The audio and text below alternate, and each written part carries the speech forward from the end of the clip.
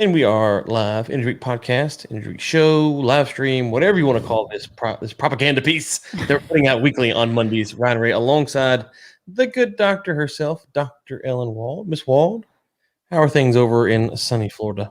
Oh, things are not so sunny. That's all I Oh, can say. It is currently raining, like it really? has been for days, weeks. Yeah, I think that Seattle is currently getting our weather, and we're getting Seattle's weather.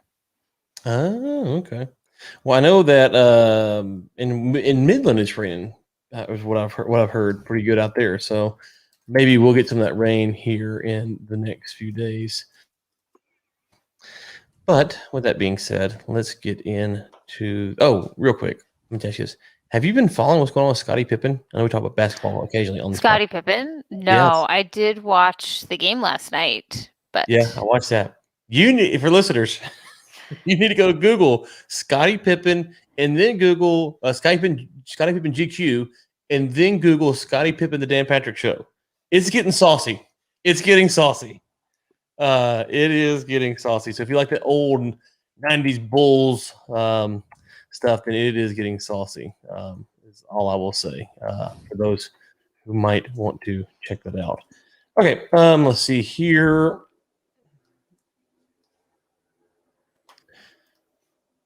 I got my articles in order. There. we can do them in any order you like. Great. Is the Seattle one? Was that the first one? I think the first one was the shale Okay. sector. Okay, well, I got one about Seattle. you talk about Oh. Seattle. I don't know if I think I opened that up on my own. Sorry, I was like, I don't remember seeing We this talk one. about Seattle. Yeah, yeah, So I'm sure it's a nice place. I've never been there, yeah. but Okay, upbeat U.S. shale sector still not primed for growth, according to Argus Media. A capital-disciplined U.S. shale sector is seeing record free cash flow, but while crude prices are above 70, are reinforcing confidence and activity in the sector. Executives seeing growing investor. Oh, this is like the biggest executive seeing growing investor, financial, and regulatory pressures firmly capping prospects for production growth. Oh, I should have chose to read all that. Good night.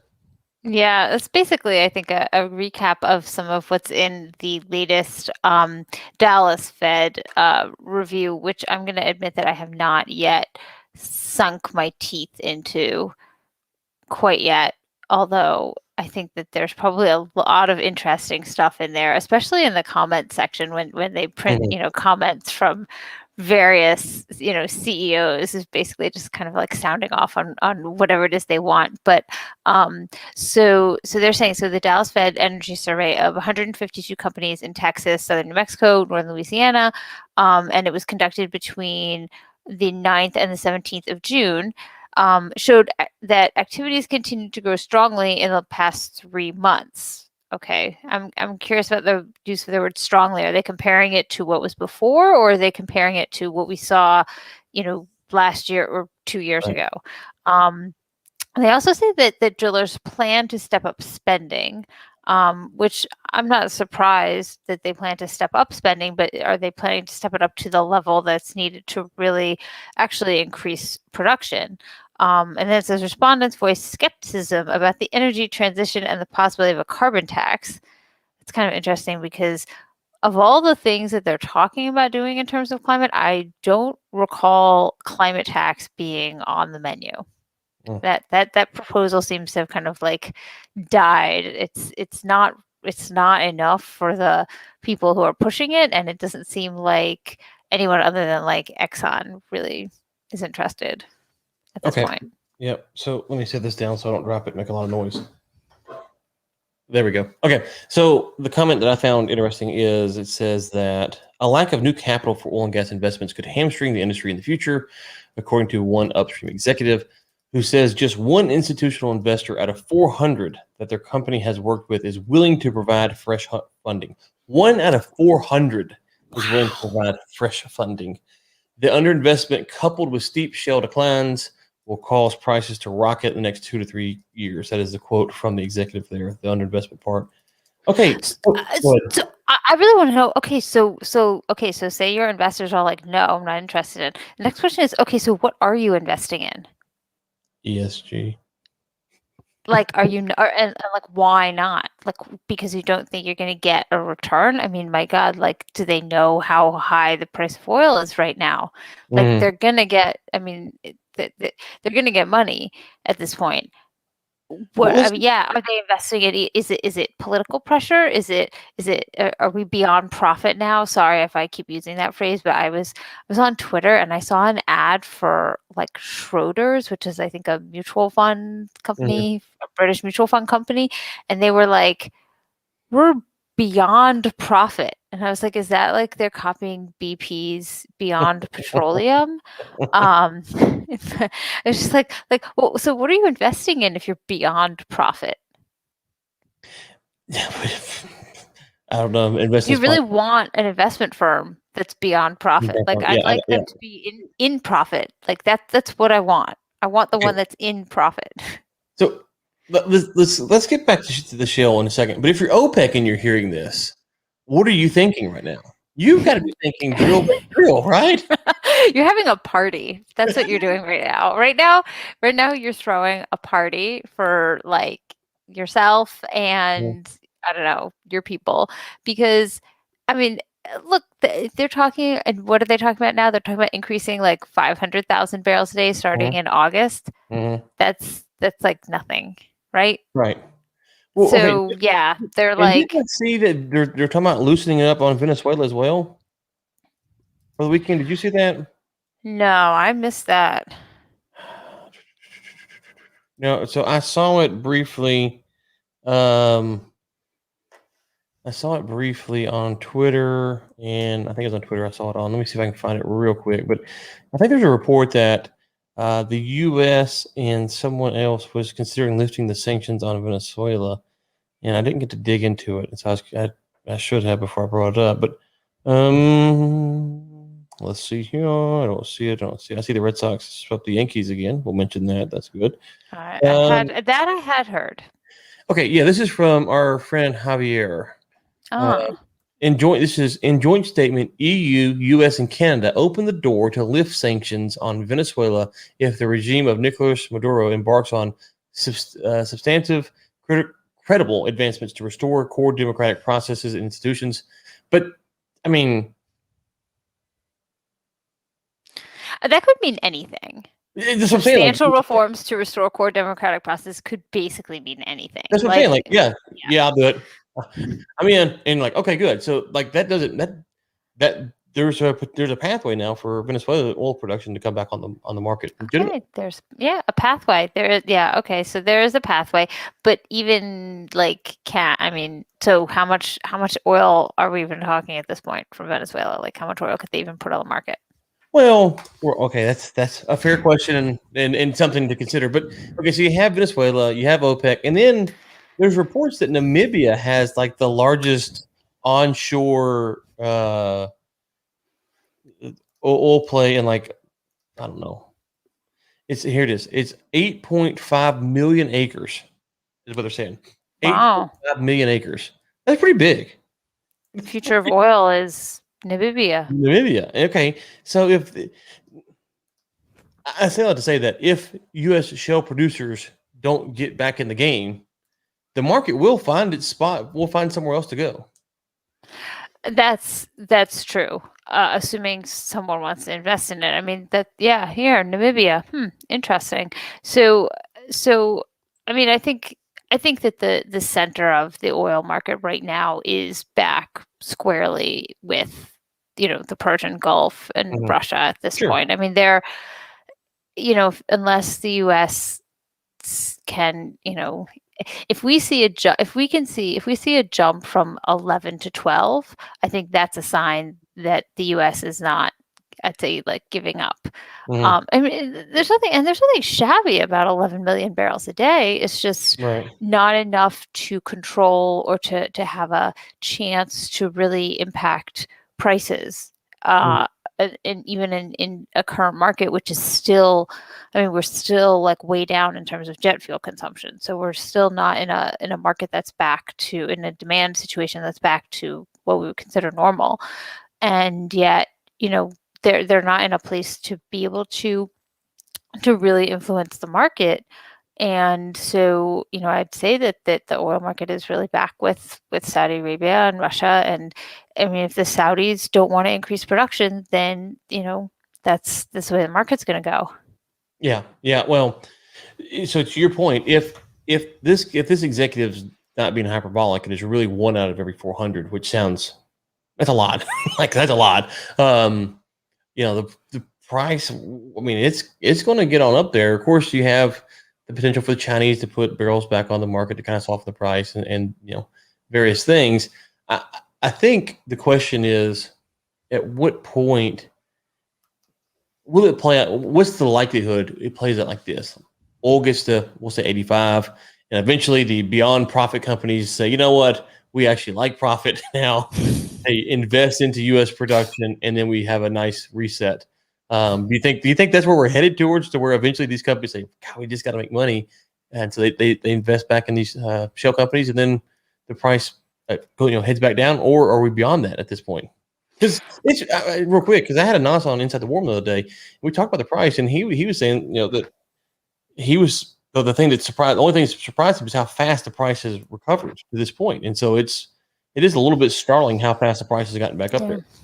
I think we'll go through a cycle, and suddenly, like, people will like rediscover oil.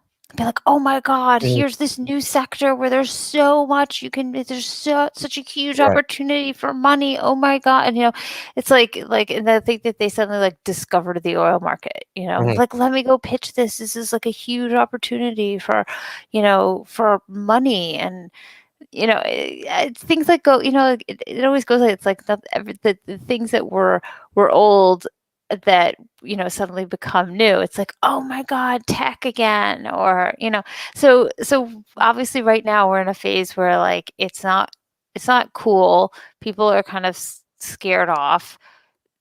The stock market is like the place to make money these days, not investing in oil companies. And oil companies themselves are still kind of concerned about the regulatory environment, which I think is a serious weight on them that's hard to quantify. So people aren't talking about it as much. It's hard to quantify. Like, you can quantify capital discipline, but you can't quantify this kind of nebulous concern about the regulatory situation in the United States in terms of oil and gas. And that will, like, okay, so we have another article later on about like Biden's kind of climate plans, or no, maybe it's not another article. I think maybe I tweeted about this or something. I said that they were talking about how the White House says Biden wants to see a clean energy tax credits. I'm like, if that's Biden's idea of like his green agenda, it's not going to fly with the green wing of the party. Like, they want Green New Deal. They don't want green tax credits. That's like the tiniest tip of the iceberg for them. So, say this comes out, this is Biden's like big green plan, is like tax credits. I mean, to me, that's a signal to like anyone who's been kind of holding back in order to be like, go for it. Like, if this is all he's going to do, then like, you guys might as well just go for it. He wrote the bill. He's paying people.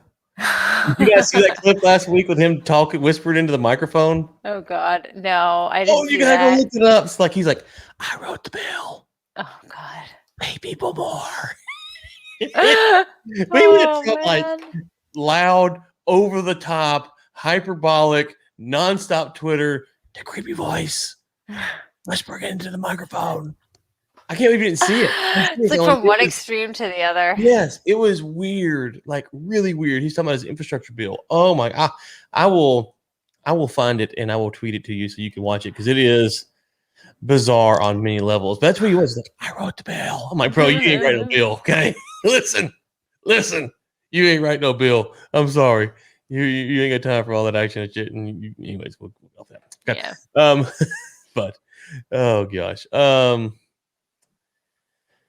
All right. Which brings us to our next one. OPEC. Forecast point to oil supply deficit in August. So with all that being said, we've got an oil supply deficit in August. Now, this is the big debate, and I've asked a lot of people about this because if you get on Twitter, there is a lively discussion over how much oil we actually have in storage right now, and do we have a deficit or not. Big fan of the show, Big Oren. You know, he's pretty adamant that there is no oil deficit. I don't know about for August, but at least right now. I mean, I think you can say there's an oil supply deficit if you get rid of like the oil in storage and the 7 million barrels OPEC's keeping off the market. Mhm. I mean, you can play with the numbers to create an oil market deficit. You know what I mean? Like, So then why is OPEC's? So what's OPEC's angle here then? okay, let's see. All right, so OPEC Plus is returning 2.1 million barrels per day in output to the market May through July. Okay, now they're going to meet July 1 to talk about what's next for August. Okay, let's see. Their latest forecast of the demand for its crude suggests if output levels stay the same, OPEC supply will fall short of the expected demand by 1.5 million barrels per day in August. The shortfall widens to 2.2 million barrels per day in the fourth quarter. So I don't think that they are looking at anything other than barrels that are being put on the market and barrels being consumed. They're not looking. I don't think they're looking at storage at all. I don't think they're looking at stocks. I don't think they're looking at their own. So this is like an oil deficit that they created. It's not I'm really a guessing. supply; it's more of a production. Yeah. So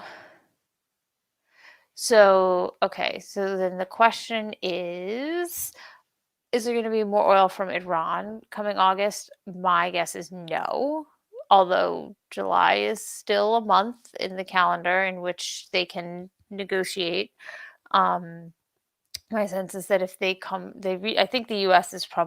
seems pretty keen to relax the sanctions as long as they get some sort of something from Iran.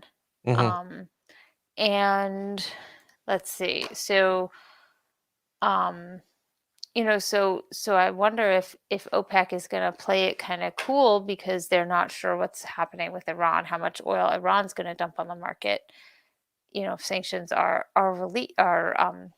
sanctions are ended, but obviously they don't know if that will happen. So my guess is they're going to play it conservatively. I'm sure they will probably increase production, but I think it'll be a pretty conservative increase. Like, I think they're talking like 500,000 barrels a day total. Right. So they cut 9.7 million barrels last year, and they'll be back up. They will have put 5.8 million barrels of that back on the market. So even if you have a 2.2 million barrel increase, assuming all things are equal, they still have plenty of room to play with there. It seems like they're taking the approach of they don't want to put too much on because they're making money, right? They're making so much money that you don't want to push the price down. Whatever you can do, don't push the price down right now. Right. So I think I mean, you don't want it to like skyrocket too much, obviously, but like, hey, 75, 76 is not too much. Yeah, I mean, especially if you're looking at Iran possibly putting another 1 million barrels a day on the market at any point. Okay, so but if I was OPEC, okay, this is free advice for OPEC right here. They can take it or leave it. I would advise them to put the kibosh on the price and send it back down to 55 right now. Because if U.S. investors or institutions are not investing, and you put a $15-$20 price drop over the next couple of weeks on the price, you won't have to worry about the shale producers coming back. Like that will be it, right? So just a short-term price collapse, put pressure on the price for the next couple months, get the price back down into the low 50s. Shale's done. Like, what are they going to do? Like, you'll kill it forever, basically, because they'll be so terrified. Because there is that element of like they're like, at least from the first quarter Dallas Fed survey, it seemed like there was this sense of like terror, like the idea that OPEC could and would just do that. Definitely like put the fear of something into them. And Yeah, and so there and with OPEC meeting every month, it's like every opportunity is another opportunity. So you're saying like just do it to them again and Yeah, like kill why them off. not? Yeah, that would be a really gutsy strategy. I don't think there's any chance that they'll do it, but like that would definitely be the gutsy way to go. I think Naimi would have contemplated that. And Yeah, he'd be known as like, oh yeah, Naimi shell killer. I agree. It's very unlikely, but I do think that you are. Listen, they've been drawing straights all every time. Like they've been just since the price war of last year. OPEC's done a pretty good job in 2021 of managing stuff from their perspective, and so it is a risky play. But if you could just say we're gonna push the price down for the next three, so July, so August, so starting in the middle of August, we're gonna push it down through the end of October, right? And we're gonna keep it 50s, low 50s, somewhere in there. All of the shale companies are starting to redo their budgets, and in a Q3, early Q4, they won't be drilling the first half of 2022 much because they're going to be concerned the price is going to be soft. And so, yeah, I don't know. That's what I would consider doing if you could just do it for a few months because the gains long term are even better. And the other thing is that if this Namibia deal is true, I don't know. I know there's a lot of Africa. There's a push from various African nations for more of them to join OPEC. So, if you do get a big play in Namibia or whatever, will you see a bunch more African nations that are coming on over the next 2 or 3 years to help strengthen OPEC? And you get Venezuela back. Venezuela. Who doesn't want Venezuela back? Yeah. Well, okay, that was sorry, Canada. Canada. Well, the Canadians listen. The Canadians can't get their oil to the U.S. anyways, Yeah, so it's true. you know. It's true. Yeah.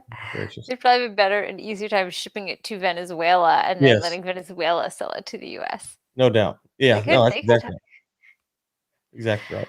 Okay, Saudi Arabia Aramco bets on blue hydrogen exports ramping up from 2030. Hmm. Blue hydrogen. I haven't heard this tied much to Aramco. What's going on here, Miss Ward?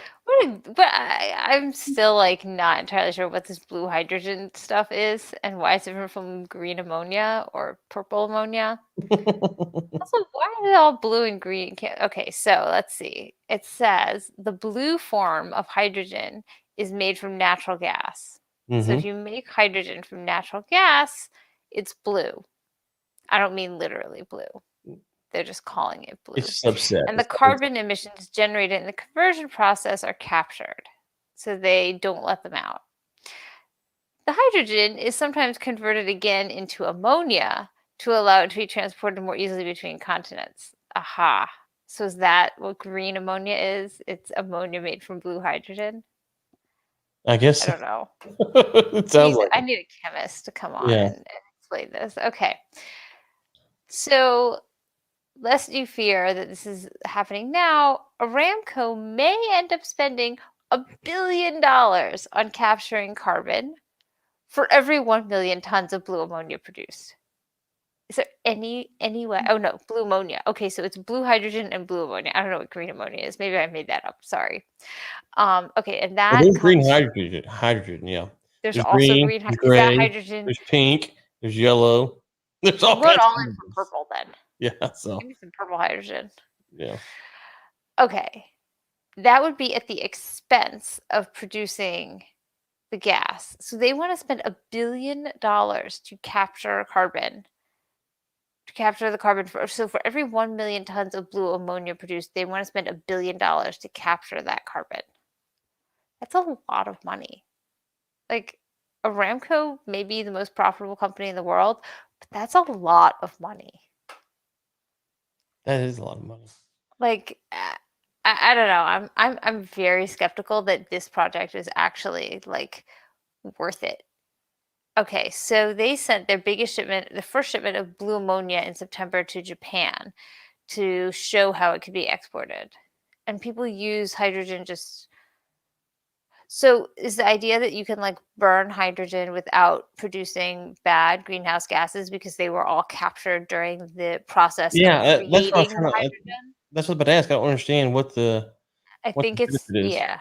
I think that seems to be the issue is that If you burn the natural gas, all of the stuff goes out.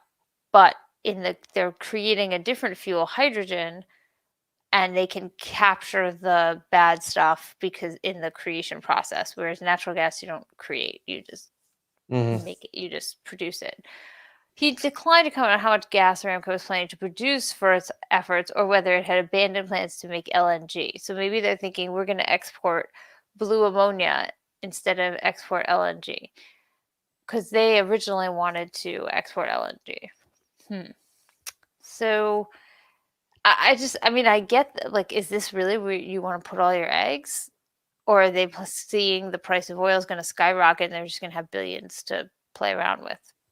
Yeah, I don't know. That's from the time Now, nuclear takeoff agreements, you're talking about a 5 or 6 year capital cycle to invest in the production and conversion requirements. So I mean, if they're going to do this, it's a substantial build up to it. so one of the interesting things that I wrote I wrote in this piece that came out in Foreign Policy was that a lot of the Gulf like national oil companies, etc., have, they say they have these commitments to going green and clean and all this stuff, and they make some investments, like, they some solar stuff, but they don't make like risky investments. Like, they're not investing in stuff in a way that's like actually risky to their companies, the same way that, say, Shell and BP are kind of shifting their entire like business strategies, and which is a risky proposition, right? They're like, hey, we want to become like wind energy producers and stuff, and so that's a risky thing to do. This, I think, would actually qualify as like a risky thing to spend $1 billion to spend. I mean, it's going to cost $1 billion just to capture the carbon. That's not even putting in like the costs they're going to have to sink into building this project out, into like converting that's just what it costs to keep the carbon emissions in Saudi Arabia. So that, in my mind, like, that would be a very significant shift for Aramco as a company. It would be, a massive amount of investment. Maybe it'll pay off. I mean, hey, maybe that's what they need to do. Maybe they need to take these big risks. But this would definitely be a big change. So we shall see. Okay. Go on to the next one. Trump's thwarted oil buy would have given Biden $6 billion bonanza. Bonanza? I don't know if that word was really warranted, but yeah, it's a bonanza. It's a bonanza, I guess. I don't know. It's a bipartisan compromise unveiled Thursday calls for selling oil from the U.S. emergency stockpile to fund billions of dollars in road work and other infrastructure. So, if OPEC doesn't raise production, the U.S. is just going to sell the SPR to try to lower prices. Is that what's going to happen? No, the point was that, remember back when Trump was like, hey, we're going to buy a lot of oil and fill up the SPR as part of their whole and that part of the deal got killed by Congress.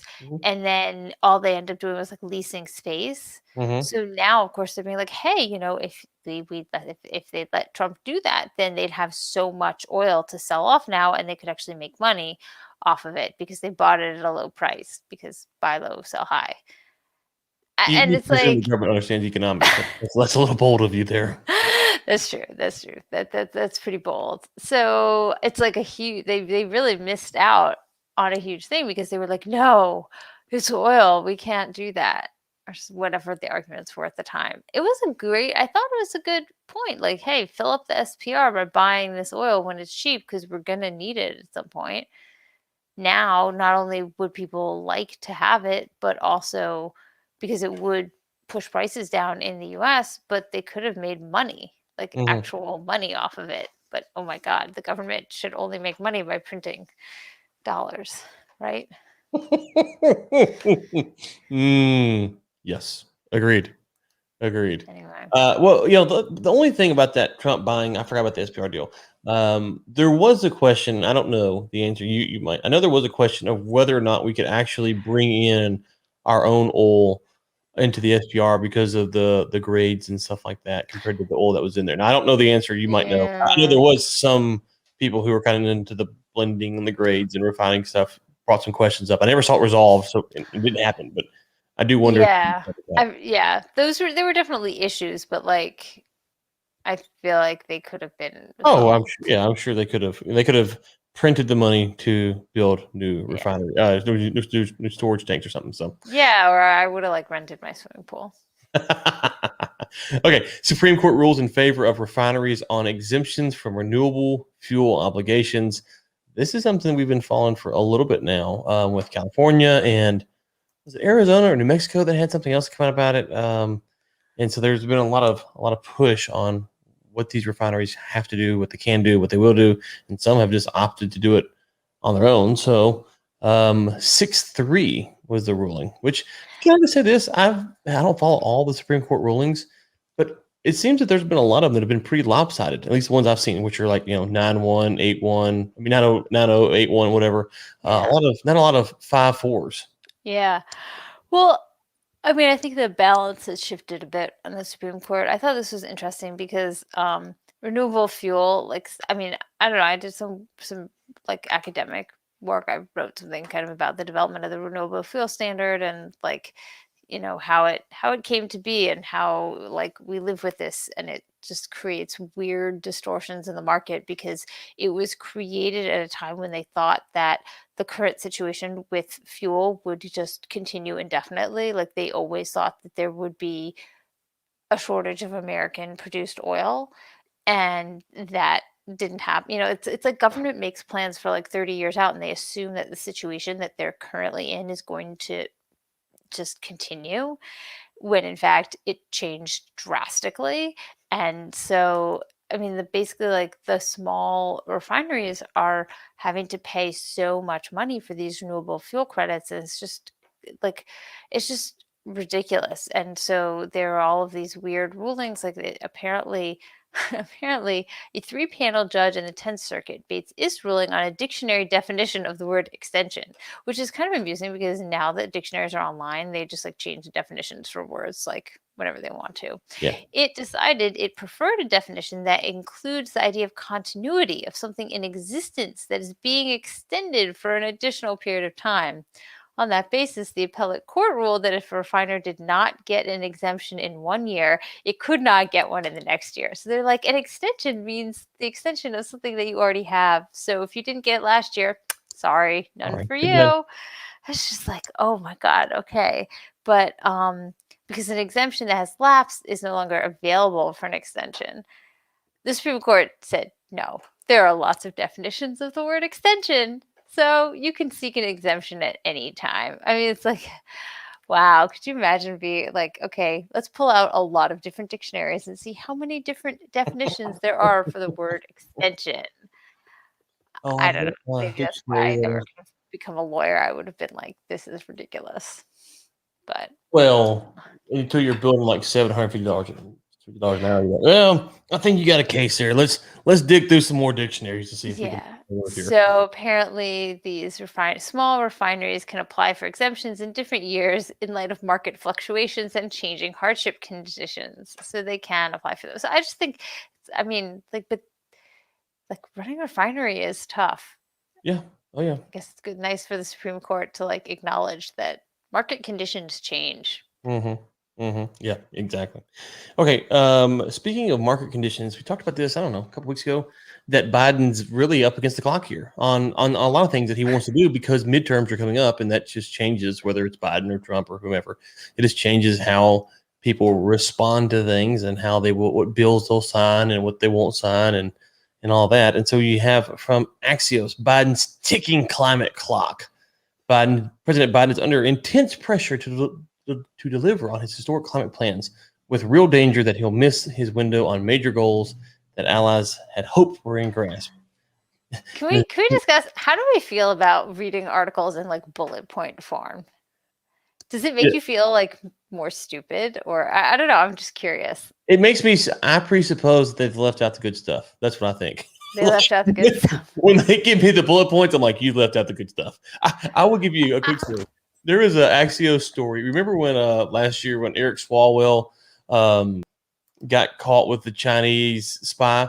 Okay, Axios broke the story, and they wrote this. They had bullet points. one of the bullet points mentioned that he had a Chinese that Fang Fang had introduced him to an intern, and this intern, I think it was a female, was working for him at least back in 2015.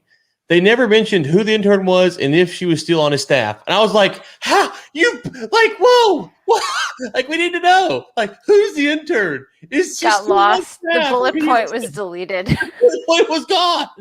So I just always got a kick out of that. Like there was in the article twice about this intern, and they never mentioned, do we know what happened? Where's this person at? Like you're accusing a congressman of being connected to a spy, and you're saying that the spy put someone on his staff, and you don't even address what happened to that person. So that's my read on the bullet points: is they leave out the good stuff. They leave out the good stuff. Yeah, I don't know. It's like, do you like the fact they're like, why it matters? I'm like, well, they're telling me why it matters. Threat level, the intrigue. I like that. I think every article should have a heading called "The Intrigue." That makes me happy. And then the big picture. Okay, yeah, I don't know. I don't love it. I think it makes me skim even more. Yes. Anyway. Oh, okay. Yeah. In all seriousness, what I'll say is, I think that there's plenty of articles, Wall Street Journal, New York Times, Washington Post, that are way too long. Like it could be condensed into 600 words. Yes. And we've gotten to the thing where if you're not writing a couple thousand words, you're not writing anything of substance. And sometimes there's just not a lot to say. So from that perspective, I like the bullet points because sometimes there's just not a lot there and you give it to me straight. I do wonder, when you tell me what the threat level is, what the intrigue is, why it matters, that's not news, right? That's opinion, right? So I don't know, are they reporting this as opinion or news? And so I don't know about that. But generally speaking, I see what you're saying, but I also think that sometimes Axios is helpful because there's just not really a whole lot there, and so they keep it shorter. I do appreciate that. I do want to know who the intern is, though. I still am wondering about that. You still want to know. Axios, please, could you do a little more digging and tell us who the intern was? Anyway, so what do we think? What are Biden's chances for his climate policy? I mean, we kind of alluded to this earlier when I talked about, like, apparently he thinks green tax credits. But, I mean, do you think that the infrastructure push, the push for infrastructure being more than infrastructure, is actually hindering Biden's attempt to get, or Biden administration, whoever they are at the Biden camp who wants more climate legislation? Do you think that kind of trying to roll a lot of this stuff into infrastructure is actually hindering the larger climate push? That's a good question. Maybe. It's always hard to know what the Republicans actually care about. It's always hard to know, are they actually holding out on a principle, or are they waiting to get something in the bill that just suits their needs and so they can go about their business? And so I don't know, because you hear the Republicans like, oh, this is wasteful, and oh, we can't do this, and then they'll sign the bill. So I don't know what the Republicans are going to, why. I never know why they're negotiating. I do know that whatever happens, there's part of the left that won't be happy with it. So I look forward to that because AOC and the squad will not be happy with the bill, whatever it is, right? Yeah.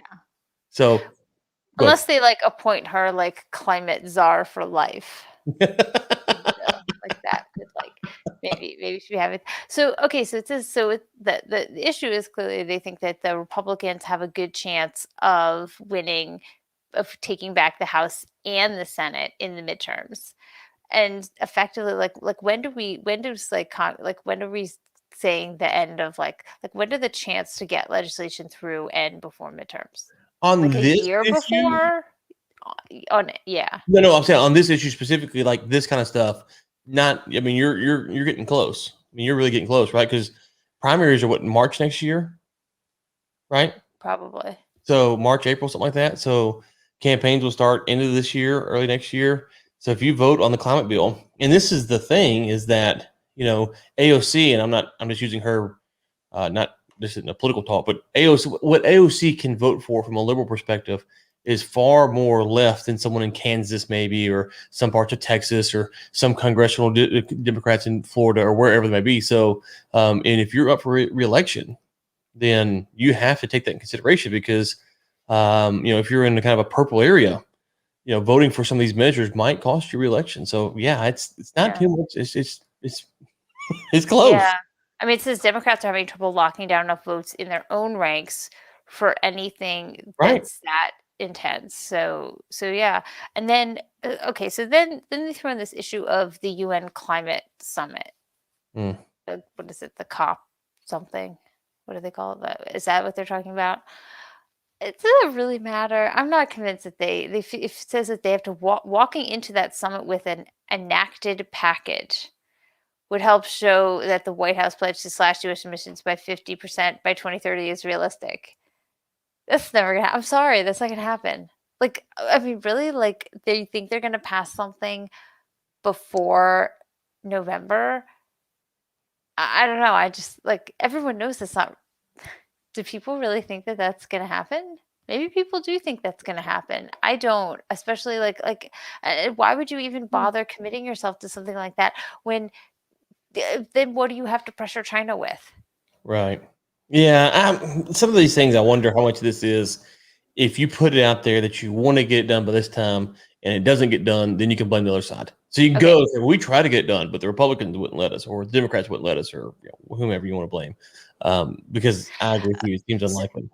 Do you think that the pressure to get something done will be higher than the push from do you think there'll be so much pressure to just like get something out there that they can claim a win, or do you think that the pressure from the lefty part that's like it has to be this Mhm. incredible thing will be is that more, or is it the pressure to just get something? See, I think that if I was the Democrats, I think that there's a massive win for an infrastructure bill. I think by and large, most Americans think that there should be infrastructure upgrades, roads, bridges, stuff like that, right? So Yeah. I don't think that that's a hard selling point. So, and then if you're talking about AOC or these other members, okay, I mean, I'll just be frank with them, say, listen, guys, no matter what we pass, you're not gonna be happy. So Yeah. just come back in 6 months and we'll do it again. Like, just vote on this one and then come back in 6 months and we'll do it again. If we win, because if they control the House through the midterms, then they have a 2-year window to really press things, and they could win the Senate. Like, we don't know what's going to happen. So I would, if I was the Dems, I would say, man, listen, let's get this thing done, get a win on infrastructure, and if we win the House and win the Senate potentially, or keep the House, win the Senate, then we can really do something the last 2 years of Biden's presidency. Because, oh, by the way, he's a lame duck the last 2 years. So you can really push forward some stuff. So if I were them, I would be passing middle of the road bills to get Americans on board. And then you have if you can win the House, keep the House and win the Senate, you have 2 years of a lame duck president that you could really push through some stuff. So then why push for an infrastructure bill that's so polarizing? And why is Biden then saying like why not say, okay, this was our total wish list, now we're ready to come in with the compromise with the Republicans, get something passed. Instead Biden's like, no, I'm not going to pass the bipartisan compromise bill. I Good don't know. question. I mean, Yeah. if I knew that, I'd probably, what's the joke about the price of oil? If you Price, that's Naomi, you'd be in Vegas. yeah, If I'd be you in knew what the Vegas. price of oil would be, you'd be in Vegas. If I understood how these people were actually thinking and operating, I'd be in Vegas. So, okay, Yeah. we got time. Let's see here. We're up against the clock. I think we got time for one more. Alright. Maybe 2 more. Do we want to talk about what are we going to talk about? Do we want to talk about clean The energy dark side of ETFs or solar. the dark side? Dark side of solar. Now, this, for the listeners who accuse us of being right-wing conspirators, this is from the Harvard Business Review. And so this is, the Harvard Business Review putting this out there as an interesting take on things. I saw big. Wait till you get to the end. My favorite part is like the paragraph at the end. Sorry. No. It's just it's like big Orlando on Twitter is like, I love watching, talking about me and you. He's like, I love watching these two conservatives talk about these issues. Talk about Libertarian, but whatever. It's cool. I'm so not a conservative though. I'm I know. just like a libertarian I know. who can't like. I'm Yeah, like it was most just funny because I was liberal like, person. When it comes to like social stuff, I'm so liberal. It's like I'm so liberal, like I'm so open. This is the thing, like you're so open-minded, your brain falls out. Like I'm so like liberal. Like if you want to talk about like do you want to talk about like marriage? Like ask me what I think about like was it like plural marriage? Like I think like You don't even want to know what I think about that stuff or immigration. Like, don't even ask me what I think about that. It's so liberal. Anyway, it's All right, so well, liberal my brain fell we'll have out. to do it inside the war room on Dr. Yeah. Wald's political beliefs. Dr. Wald does not share her actual political beliefs with anyone. Sorry. That's going to be a very short podcast. Okay. All right, let's talk about solar panels. So none of this should raise doubts. This is from the Harvard Business Review talking about the dark side of solar. None of this should raise doubts about the future or necessity of renewables. The science is indisputable. Indisputable. That's what I had to stop reading. I'm like, anyone who says the science is indisputable doesn't shouldn't be talking about science. Science is never indisputable. That's the point of science. Let's ask questions. Anyway. Well, science is indisputable. I know. The ideology is indisputable. Yeah, I know. Okay. Yeah. Well, I know. And it gets so frustrating because you cover stories like these and people, like I have a guest coming on inside the war room who's a European and he might listen to the show. I don't know, but we're talking offline the day and he was kind of talking about renewables at all. And it felt like he was kind of presupposing some of my positions. And I think he was kind of wrong on it. But if you come out critical of renewables because of stuff like this, people think that you're anti-renewables. It's like, no, I don't think if it works, I care. I mean, I think that the story's not accurately told. Yeah. And that oil is necessary for life as we know it. So, those two things, you put those hand in hand and the narrative has to be kind of reshaped a little bit. But yeah, it's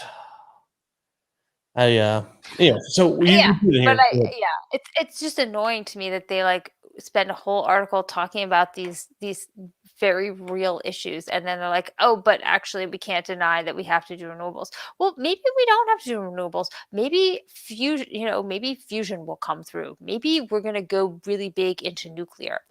There are actual other options, and when you put everything into renewables, you are denying that there are other options out there.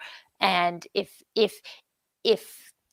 the desire to stop burning fossil fuels is really that big of an issue, if it is the existential issue of our day and we need to go, then denying the fact that there are actually other options like nuclear or potentially fusion, then you're basically negating your argument that this is the big existential, because if it really was that big of a deal, then we would be way harder into nuclear than we are. That's exactly right. And the other thing is that, when we talk about this beating the dead horse now, but when you say you got to have oil for all this stuff, I'm not opposed to an alternative.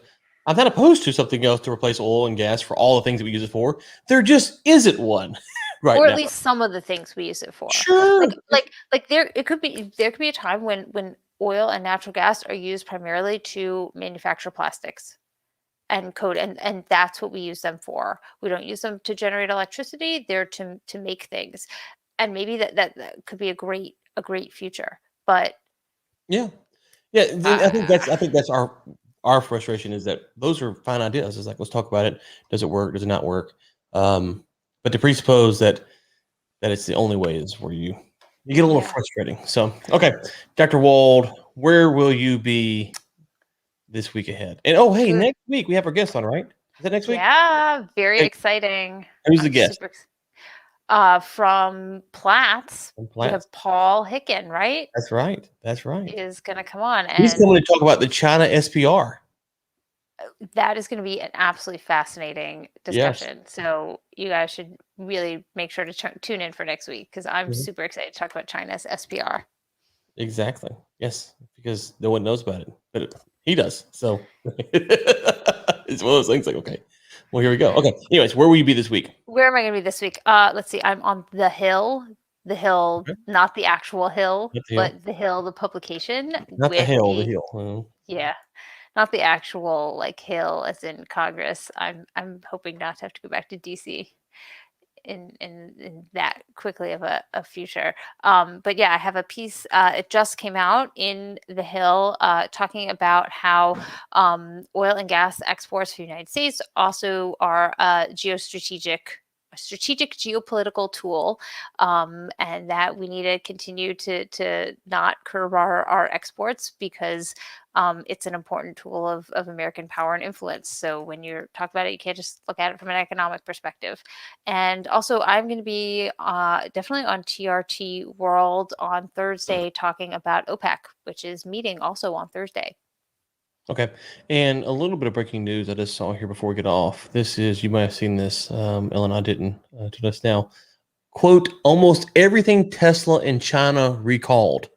More than 285 Teslas, almost every Tesla car sold in China, face a major recall after a Chinese government agency declared the electric vehicle's autopilot systems to be faulty.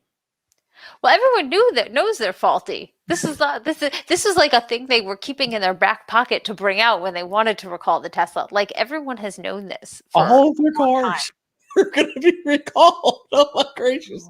Oh, is this funny? Is this funny that's like okay?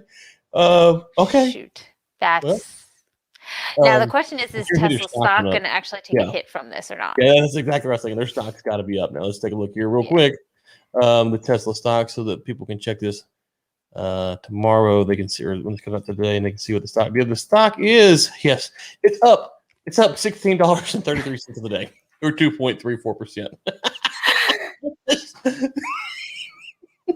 Okay, well, with that, inside the war room, I had on the good doctor Anas Ali-Haji talking about oil inflation, super cycles, all kinds of stuff over the weekend. I have the one and only David Blackman coming on tomorrow, I believe, and then I have let's see here, Tyler Johnson on Wednesday talking about international business and maybe some more guests. So we'll see. Okay, with that, we'll talk to you next week.